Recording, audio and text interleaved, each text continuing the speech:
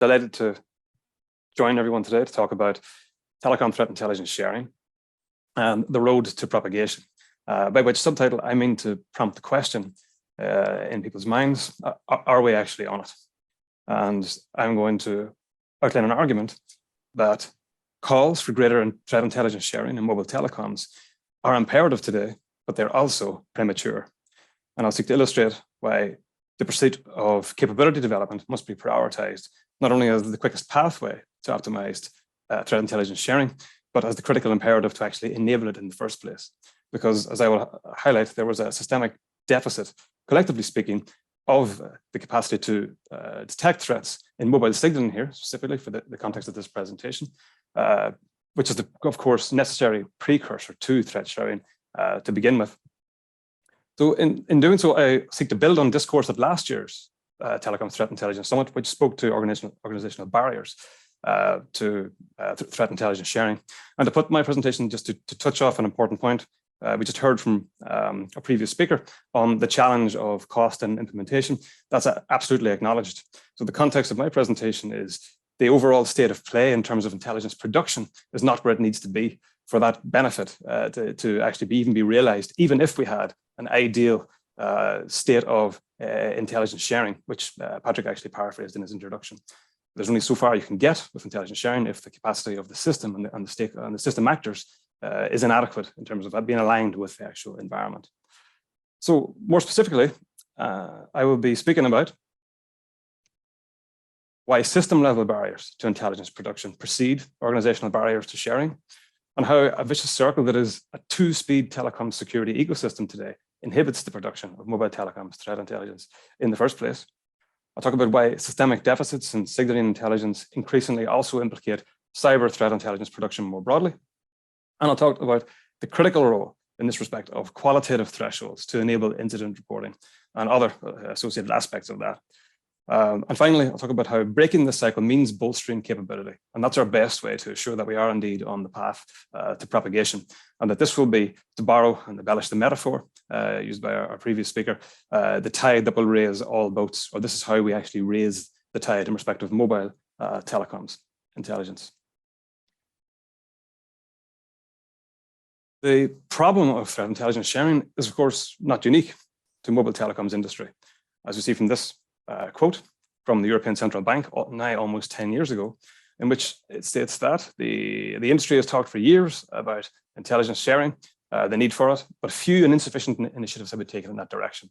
This quote, of course, holds true for many industries. So while it is not new and certainly not unique to mobile telecoms, it is arguably uniquely important in respect of mobile telecoms because of the way that mobile telecommunications transcend and intersect across industries in such a profound way, more than any other. I should acknowledge, of course, some very important initiatives that actually are underway.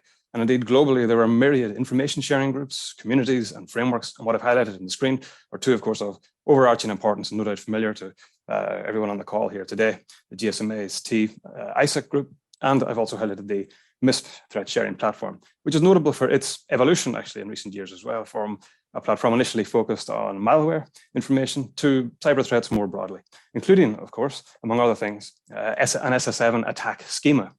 And while there have been important contributions in that particular context, we haven't come nearly close enough to exploiting the actual value that this framework, this important framework, is actually set up to enable. It is proven extremely slow to actually mature. And of course, if there's recognition here, as clearly these initiatives reflect a very serious concerted effort to promote information sharing, why is it not where it needs to be? Well, as highlighted at last year's Telecom Threat Intelligence Summit, there are barriers. There are factors that inhibit information sharing, as highlighted here by the Cyber Threat Alliance's Michael Daniel, credit for that graphic and highlighting those factors. These factors are also important to consider at the system level, because they, in some cases, and I have highlighted here, cultural barriers in particular, they can manifest in a different way, which is key to understanding how they work. And to foreground that in respect of cultural barriers at the system level, we can look at it through the lens of doctrine. Cybersecurity as a doctrine is largely confined in practical terms today to the IT and computer-related context of work. And of course, there is no single definition, and there's arguments, of course, does not need to be any single definition of cybersecurity. But as Enea have highlighted, again, now almost 10 years ago, additional to this controversy, the term cybersecurity has become understood by some people as a synonym. So there's a cognitive confinement in terms of approach and understanding of the term to IT security, ICT security, and information security, which has the effect of creating a divide, counterintuitive sounding divide between cybersecurity on the one hand and telecom security on the other hand, a growth of separate disciplines, separate communities of practice, and importantly, in the context of threat intelligence sharing, a stovepiping of expertise, knowledge, and intelligence is actually produced. Stovepiping, of course, is an important term, famously attached to strategic intelligence failures that result of a lack of communication between stakeholders who possess insights of relevance to one another within organizations, but also between organizations, public and private, in national contexts, and of course in international contexts. So you might say, but if we're talking about different things, then why should stovepiping even present a problem for us? And the answer is that these fields may indeed be distinct, but they're far from discrete from one another. Nor indeed are the risks and the vulnerabilities, the actors and activities, which increasingly intersect in these fields. And the imperatives arising from this intersection are recognized in defense circles. So I'm grateful here for Kieran Martin's point on it being useful for people to read government strategy documents, because I have cited two on the screen here, no less. But to look at the language, firstly, from the example from the United States in the first place here, expressing concerns about a split in doctrine and organization that hinders coordination of closely related capabilities. In this case, referring to information operations, everything around cyberspace operations. Note that this is reflecting an idea of a suppression of overall capability, but also importantly, the recognition that adversaries don't confine themselves to any particular context or environment. They operate across environments. So defenders must adopt the same approach. Then the below example, the language from the United Kingdom's Ministry of Defence, stating that these key capability areas not having been integrated, as a result, the military is now trying to rebalance its understanding of the environments. There's important recognition here or acknowledgement of a blind spot, that is to say, of a misalignment between capabilities and the actual demands of the threat environment. Of course, doctrinal differences are far from trivial. At a functional level, there's very, very different education, expertise associated with the personnel and the experts in different realms, and of course, different tools in different systems. But they can be overcome. And this is an important example from the case of the Danish Cybersecurity Centre, whose 2022 threat assessment in respect of the telecom sector highlights the use of mobile signaling by state threat actors, and in particular highlights an espionage threat posed by state actor use of SS7 and Diameter as an attack platform. Globally, there is no more compelling case, an example of recognizing convergent cyber threats and overcoming these doctrinal differences within telecom security more broadly than that shown to us by Ukraine, where in 2014, Ukrainian authorities were the first to publish reports of signaling attacks, SS7 specifically, in the context of state-level threat activity, which notably was in furtherance of, not just alongside or in parallel to, military activity, the advent of hybrid warfare as we understand it and have come to understand it. And then with the most recent Russian invasion of the country, SS signaling attacks observed in the context of the world's first real cyber war, in which attempts to use captured telecoms infrastructure for attacks, including attacks with the language using signaling system 7, highlighted by Ukrainian authorities. So the cases of Ukraine and Denmark here demonstrate the relevance of signaling threats on the battlefield and off it. And yet this kind of recognition and resourcing is the exception today. It's not the rule. So why is that? Well, one important systemic factor is that attacks occur at the network providers level. This highlighted by Enea, where providers usually have few signaling experts. And in most cases, they aren't part of SOC teams, IT security teams, or even security and fraud departments, and where there has been improvement since 2018, this still holds largely true today. Which would suggest worryingly that stovepiping might be an improvement on the telecom security side. This would suggest that intelligence isn't even being produced in the first place, which is indeed an important part of the systemic picture today. Or in short, because we don't know what we don't know. And we can't certainly share what we don't know. And these factors have led to what is, in very real terms, a two-speed telecom security ecosystem today, beginning with, I call it the siloing of cybersecurity as IT, or let's put it another way, an approach and resourcing of cyberspace as the internet, full stop. which has the effect of inhibiting collaborative knowledge creation in respect of actors and activities beyond that and surrounding that, which leads to a blind spot in which signaling threats are excluded from national threat pictures. At the same time, this means gaps in incident reporting for regulators and for national cybersecurity authorities, and also results, importantly, in a motivational dead space or a lack of incentive for operators to even resource protection in the first place. And this represents a kind of cycle within the overall vicious circle, where operators not having any regulatory requirement, for example, and little other incentive to resource requirement to identify such threats, do not report them, and regulators then are very, very unlikely to learn about the need, the systemic need to actually support and enable, and where necessary to compel the resourcing of the capacity to detect these kinds of threats, because the information isn't actually generated in the first place. This is compounded, of course, by the fact that signaling attacks today, by and large, are non-disruptive and low volume in absolute terms, in terms of metrics such as threshold, the proportion of the national user base, and a typical quantitative metrics used to describe that, and duration of hours. But attackers are generally below and know how to stay below those easily discoverable thresholds today to achieve their aims. In other words, this goes on invisibly in the background and relies on the exploitation of the service as delivered on the functioning telecoms networks. So the two-speed ecosystem in telecoms is one of security insight, innovation, and intelligence production and sharing, which has an effect over time of suppressing capability development, not only on the part of providers, but also on the part of competent authorities. This isn't just a case of additional intelligence to cyber threat intelligence that has been missed from the threat picture. This is very much a missing element of an evolving cyber threat picture today, because there's increasing intersection of signaling with wider threats. This graphic taken from the GSMA Security Threat Landscape Report for 2023, in which the role of interconnect attacks I have highlighted, wherein lacking optimized signaling protection, that is the filtering through which these threats are made visible in the first place, can leave operators and regulators blind to interconnect attacks. But this would also impact response to industry threats, such as spyware and human threats.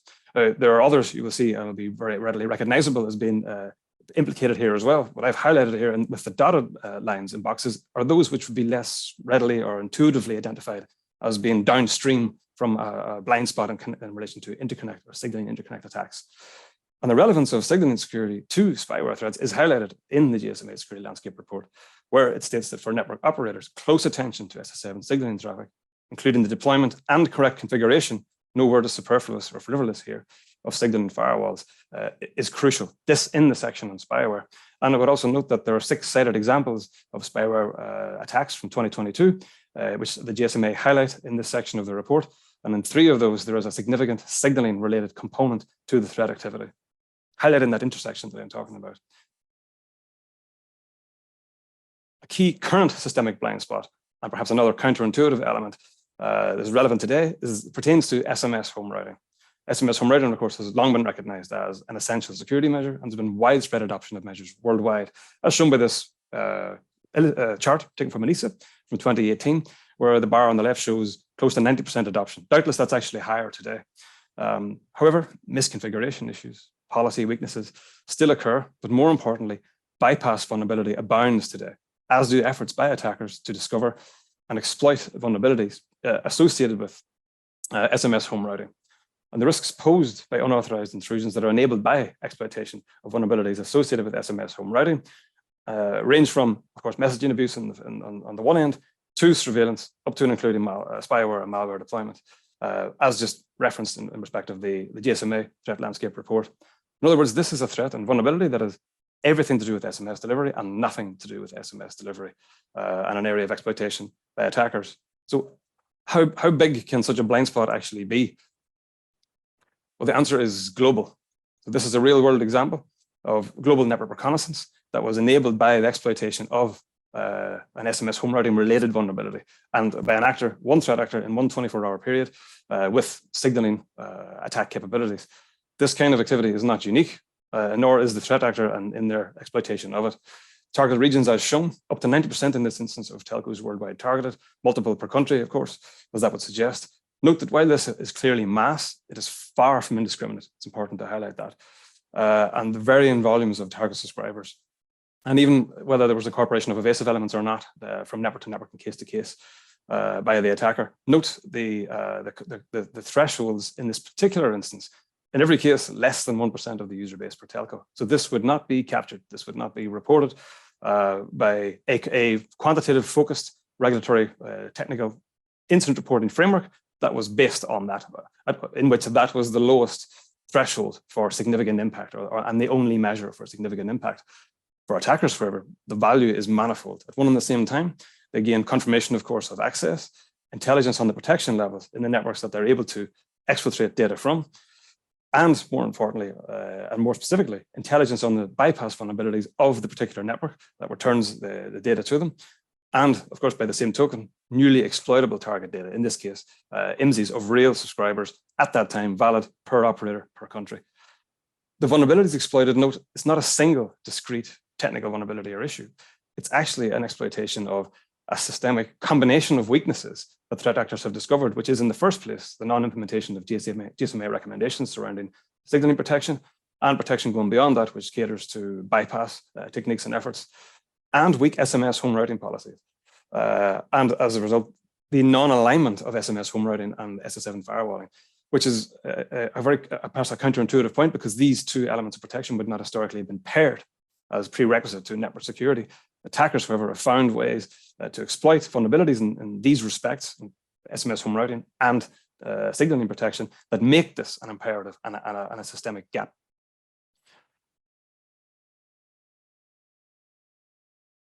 This is why qualitative reporting thresholds are critical, and signaling protection can be key to capturing significant incidents that do not meet quantitative thresholds, such as the aforementioned, which I've given. Generally, it's the lowest, 1% of the operator's national user base. That's why ANISA, in highlighting the importance of qualitative and quantitative reporting thresholds, do not present it as an either-or option, but a matter of both and necessity today, because sometimes a small incident can be very significant. Overall, all thresholds must be applied. And to be clear here, qualitative impacts are those of significant economic or societal impact or geographic spread, for example, and they involve significant threats, in particular to confidentiality, integrity, and authenticity. That's to say, everything aside from availability, but of course, signaling threat paradigm does extend to that as well. There are signaling denial of service attacks, which are we have treated of in our research on hybrid warfare in connection with Ukraine from last year into this year. Amid an environment in which threats against data are rising, this highlighted by ANISA in their current threat landscape report, where data leakage and data manipulation, in addition to data breaches, are increasing in relevance, the need for signaling threat detection and intelligence capability also increases. Because this is a prime threat, but also the basis for many other threats, as all threats to data fundamentally are. And to illustrate that, in the case of signaling intelligence, I'll refer to media reporting surrounding so-called Team Jorge, a company which allegedly claims to conduct election interference, as part of which, in their toolset, the claim is that the signaling capability is used to hack Telegram accounts of targeted officials. Enea AdaptiveMobile Security's threat intelligence unit has detected and continues to detect threats entirely consistent with the kind of targeting activity described in that reporting. The activity comprises commands designed to intercept SMS security codes. In this particular case, the context is Telegram security codes. And this intelligence confirms that this national security threat is real. And put another way, that countries lacking advanced signaling protection, which is per GSMA recommendations, plus the capability to detect bypass techniques, are at risk of election interference, notwithstanding every other effort that is put in on endpoint and enterprise protection and malware protection, and you name it, if this protection isn't in place. And of course, this also means that providers can't share a threat they can't detect to begin with. There's no intelligence can actually be shared in this respect. So, breaking the cycle, I've alluded to the potential role for a regulatory intervention here.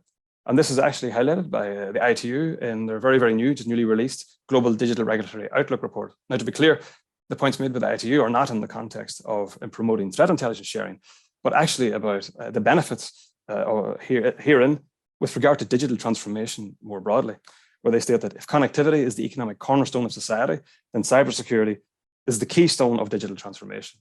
And the ITU highlight in respect of cybersecurity a need to bridge silos, as we just talked about, and break through insularity, and the role for regulators to ensure cybersecurity governance by operators. In other words, how do resolving that impasse of not knowing what you don't know? How do we know that the threat picture that is presented is actually adequate?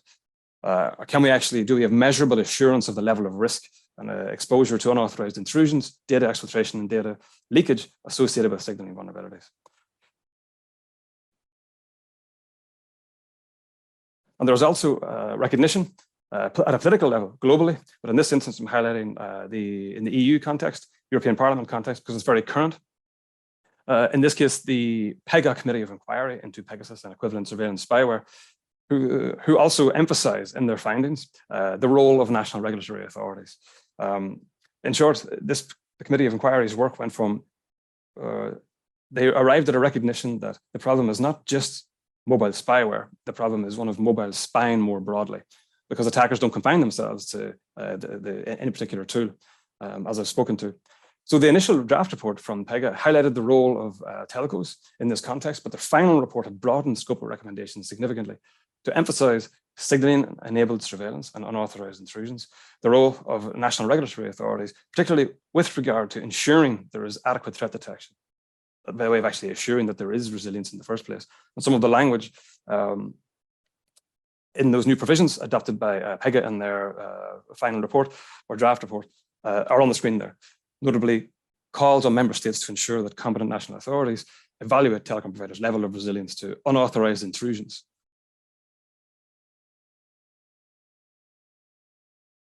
So in conclusion, there are system-level barriers to intelligence production, which precede organizational barriers to sharing because they impede the actual generation of intelligence in the first place. The very real vicious circle of a two-speed telecom security ecosystem today inhibits the production of mobile threat intelligence. Moreover, conventional cyber threat intelligence production is increasingly implicated by systemic deficiencies in signaling intelligence. And I will refer actually here briefly to a point made by Kieran Martin about wholesale data breaches. Think of this as a death by 1,000 cuts of data privacy and data protection, where it's not the single intrusion in a 24-hour period in respect of any one network or number of subscribers that will see 800,000 or numbers like that of subscribers, personal identifiers being exfiltrated, but repeated intrusions where there's unmitigated attack activity by an attacker for an extended period of time can reach those substantial levels, even though in every single instance, an attacker knows to stay below the radar of quantitative reporting thresholds, for example, which is why qualitative reporting requirements can provide a critical catalyst for incident reporting and capability development.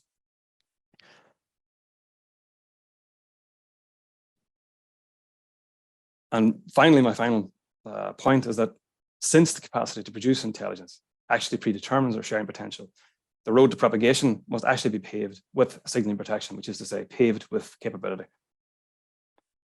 As the JSMA highlight here, one organization detection is another's prevention.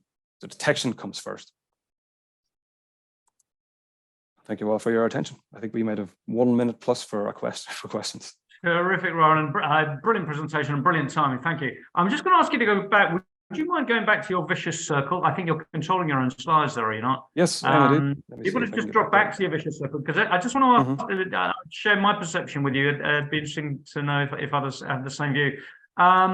So I got it with the exception of the first quarter. The first quarter I wasn't quite clear.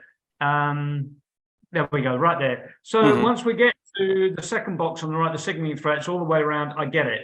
Would you mind just elaborating a little bit on the first top right there, where you talked about siloing of cybersecurity as IT inhibits collaborative knowledge creation of threat actor and activities? Can I just ask you to elaborate on that a little bit, if you would? Surely. So in an engagement that I would have had in my public sector career, I encountered quite a widespread perception that signaling related activity was not a part of cybersecurity as defined. So this is what's highlighted by the by Enea. Actually, they had, which is the actual point that I made. And so siloing, talking about a rigid framework and a rigid approach to what is and isn't a cyber threat. And it's also reflected in the difference in systems and tools that are actually involved in the threat detection to begin with. and the different systems, and the fact that the siloing, so it becomes a very, very much focused on internet-borne threats. That's what I'm speaking about. So so this is the, in other words, let's talk about it's the maturation of cybersecurity as it is today, which has been focused on, I guess, IT environment related and computer related threats. And then even as the sharing frameworks and all have developed, it's reinforced that focus in that context, which has been good need for, of course, because it's been so difficult to keep pace with the development of threats in that context. But as we said, threat actors don't confine, state-level threat actors prosecute their objectives using more and attacking more than IT environments. For sure. Very good, Rowland. Thank you so much for your time today. Really appreciate it. Welcome. Thank you all.